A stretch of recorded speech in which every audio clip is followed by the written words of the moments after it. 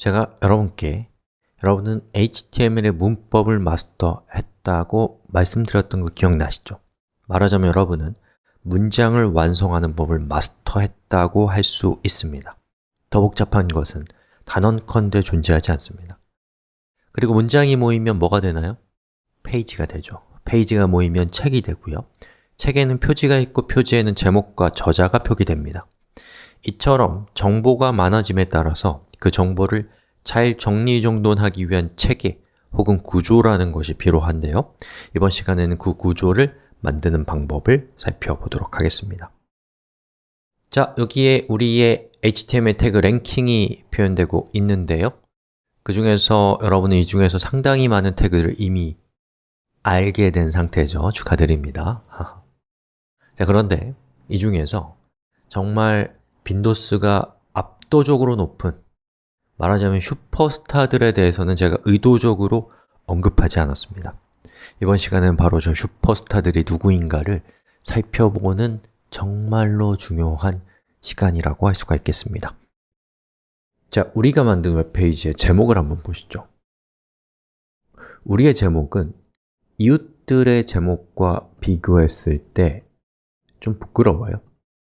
어떤 점이 부끄러울까요? 이웃들은 내용을 잘 표현하는 제목을 표시하고 있고, 반면에 우리는 파일명이 제목이란 말이에요. 좀 부끄럽지 않나요? 그래서 요거를 해결하는 방법을 제가 여러분들에게 소개해 드리겠습니다. 자, 이렇게 띄우고 제목을 제가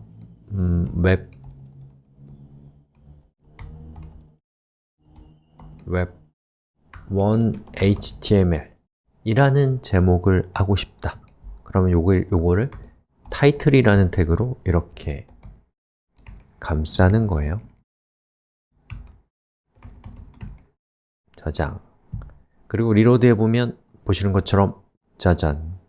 제목이 잘 표시된 것을 볼 수가 있습니다. 자, 여기는 이 타이틀이라고 하는 태그를 사용하면 여러분이 웹페이지의 그 제목을 사용자에게 명시적으로 알려줄 수 있을 뿐만 아니라 검색 엔진과 같은 기계들은 바로 이 타이틀이라고 하는 것을 책으로 치면 책 표지와 같은 정보로서 사용합니다. 그렇기 때문에 여러분이 웹페이지를 만들 때 타이틀이라고 하는 태그를 쓰지 않는 것은 굉장히 손해가 되는 거예요. 무슨 말인지 아시겠죠? 자, 그리고 제가 여기에다가 예를 들어서 HTML이란 무엇인가로 제목을 바꿔보겠습니다. 한국어가 나왔죠? 이거 한국어입니다. 자, 리로드하면 어떤 결과가 나오나요? 보시는 것처럼 여기에 있는 이 한국어 문자와 실제로 출력된 결과가 다릅니다. 왜 그러냐면 우리가 여기 있는 정보를 이렇게 글씨로 작성하면 저기 있는 글씨 그대로가 컴퓨터에 저장되는 게 아닙니다. 여러분 아마 들어보셨을 법한 얘기인데 컴퓨터는 모든 정보를 0 아니면 1로 최종적으로 저장합니다. 그런데 그 0과 1을 어떻게 저장할 것인지에 대한 여러 가지 약속들이 존재하는데 그 약속 중에 하나가 요 밑에 있는 UTF-8입니다. 여러분 UTF-8이 뭔지 몰라도 됩니다. 하지만 현재 우리가 작성한 이 파일은 무엇인지는 잘 모르겠지만 어쨌든 UTF-8이라는 방식으로 저장된 상태예요. 그렇다면 우리가 작성한 이 파일을 웹브라우저가 열 때도 UTF-8로 열어야지만 문제가 없지 않겠어요? 그래서 우리가 웹브라우저에게 웹브라우저야, 이 웹페이지를 열 때는 UTF-8로 열렴 이라고 얘기할 때는 이렇게 하는 겁니다. 메타 스페이스를 치면 어떻게 돼요?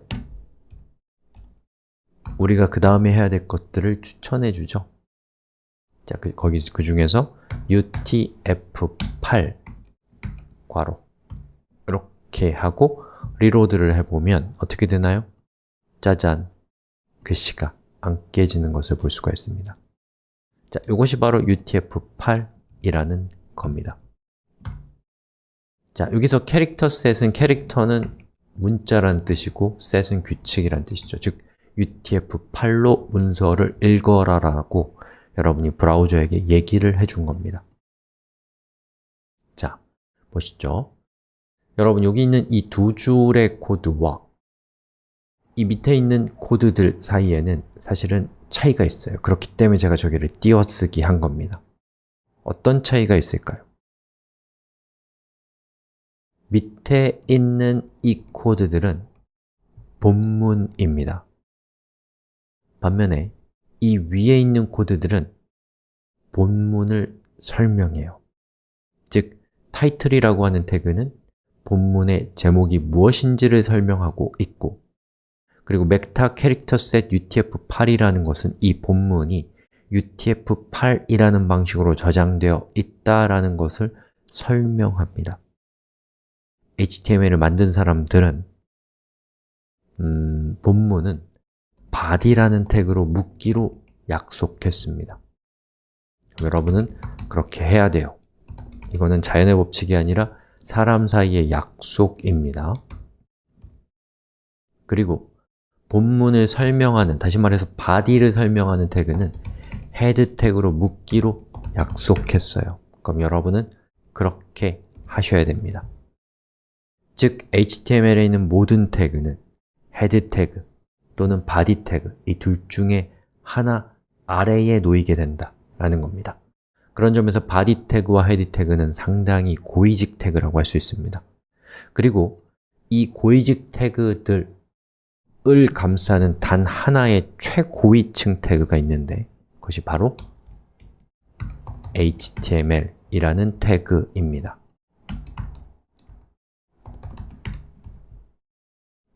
그리고 이 HTML이랑 태그 위에다가 관용적으로 이렇게 써주시면 됩니다. 이 문서는 HTML이 있다 라는 뜻에서 느낌표 독 type HTML 이라고 써주시면 됩니다. 자, 그러면 여러분이 매일같이 방문하는 웹사이트를 아무 데나 한번 가보십시오. 그리고 웹페이지에서 오른쪽 클릭을 하고 View Page Source 라고 해보시면 페이지 소스 보기가 나올 겁니다. 그리고 저는 위키피디아를 갔어요. 거기에 있는 내용을 한번 각자 보십시오. 제일 위에 doctype HTML이 보이나요? 그리고 그 밑에는 HTML 태그가 있을 건데요. 그리고 HTML 태그 밑에는 분명히 높은 확률로 헤드 태그가 있을 겁니다. 쭉 내려가 보시면 title도 있을 것이고 meta도 있을 수도 있고 없을 수도 있을 겁니다. 그리고 쭉 내려가 보면 body 태그가 나올 겁니다. 어때요? 여러분은 지금 이 슈퍼스타에 해당되는 태그들을 배움으로써 전 세계에 있는 거의 모든 웹페이지들이 가지고 있는 구조를 파악하게 된 겁니다. 저는 우리가 공부를 했을 때 얻을 수 있는 중요한 효용으로 눈이 밝아진다고 생각합니다. 시력이 좋아져요. 옛날에는 보이지 않았던 것이 보이기 시작한다는 것이죠. 들리지 않았던 것이 들리기 시작하고요. 여러분은 그런 혁명적인 능력을 갖게 된 것입니다. 축하드려요. 자, 이렇게 해서 우리는 HTML의 구조를 작성하는 방법을 살펴봤고요. 그리고 그 과정에서 정말 빈도수가 높은 태그들을 살펴봤습니다. 고생하셨어요.